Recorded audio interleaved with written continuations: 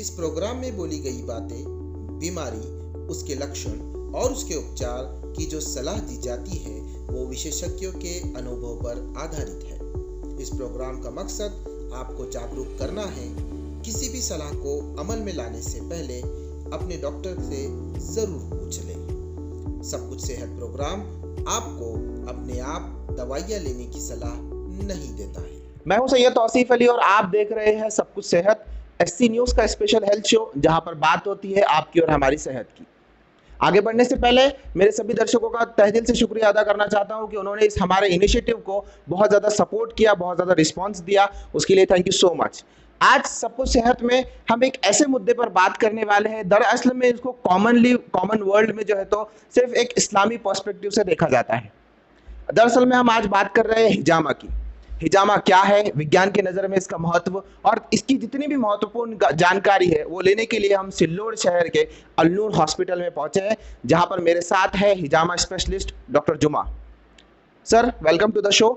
सबसे पहले मेरा आपसे सवाल कि हिजामा क्या है? सबसे पहले तो मैं एससी न्यूज़ का शुक्रगुजार हूं कि जिन्होंने हिजामा यानी जिसको कपिंग थेरेपी कहा जाता है, इसको आम लोगों तक पहुंचाना है, क्योंकि अभी भी बहुत सारे लोग ऐसे हैं जिनको हिजामा क्या चीज़ है पता ही नहीं है।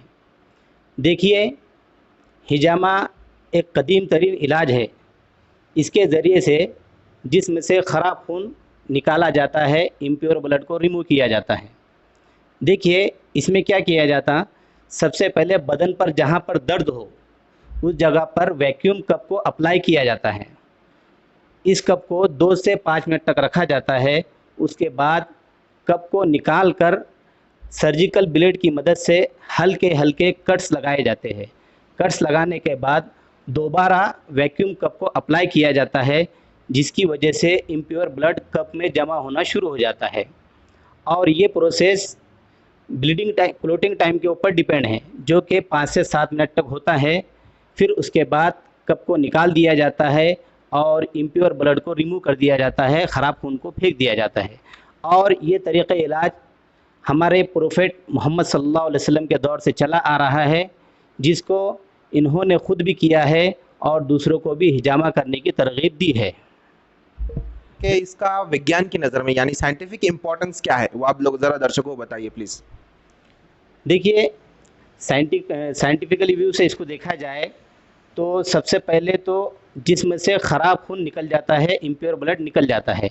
इसकी वजह से टिश्यूज़ की न्यू ग्रोथ होती है, जिसकी वजह से जहाँ पर दर्द हो वहाँ से दर्द ख़त्म हो जाता है।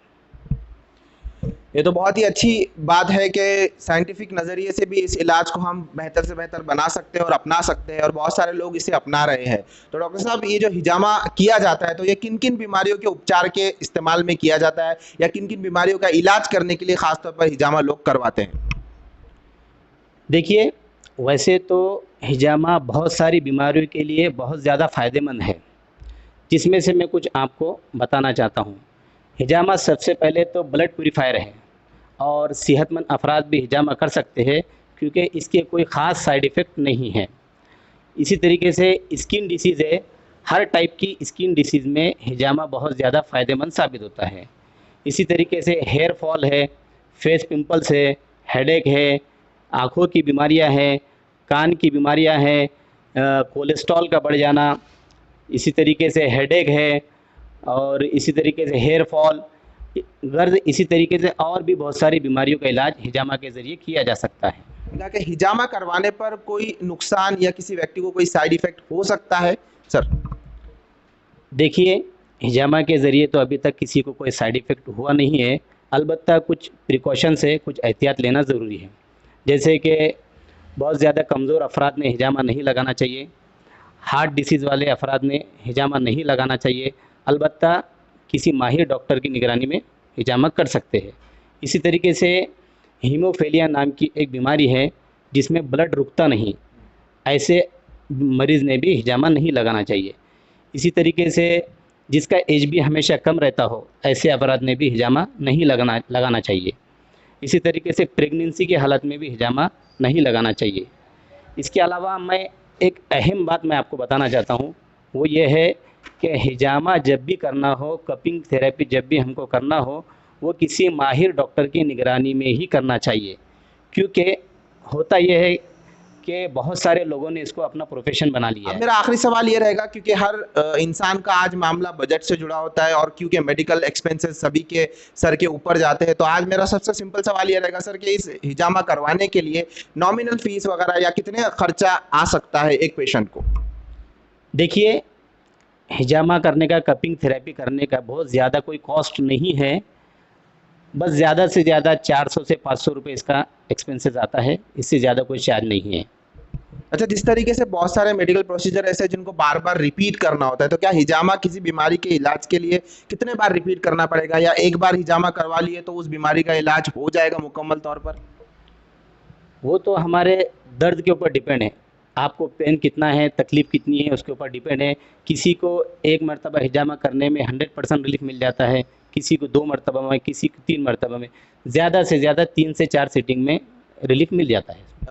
ये थे डॉक्टर जुमा, जो कि हिजामा स्पेशलिस्ट है सिल्लोड शहर में। और जैसा कि आप सभी जानते हैं कि हिजामा के बारे में उन्होंने बहुत सी महत्वपूर्ण जानकारी हमें पहुंचाई है, जिसमें इन्होंने कहा है कि बहुत सारी ऐसी लाइलाज बीमारियां हैं जिसका इलाज हिजामा के थ्रू किया जा सकता है, और ख़ास तौर पर ये डिपेंड करता है, मुनस्सिर करता है कि आपका दर्द कितना बड़ा है और कितना देर तक चल सकता है। तो इस हिसाब से हिजामा की रिपीटेशन प्रोसेस भी की जा सकती है।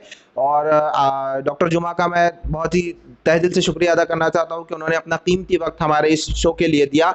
अगर आप डॉक्टर हैं और हमारे इस प्रोग्राम से जुड़ना चाहते हैं तो स्क्रीन पर दिए हुए ईमेल आईडी पर हमें संपर्क करें और हमें इस तरह की महत्वपूर्ण इंपॉर्टेंट जानकारी लोगों तक पहुंचाने में हमारी मदद करें। और अगर आप दर्शक हैं और कोई सवाल हमसे पूछना चाहते हैं तो कमेंट सेक्शन में अपना सवाल लिखना ना भूलें। सबको सेहत में, बस इतना।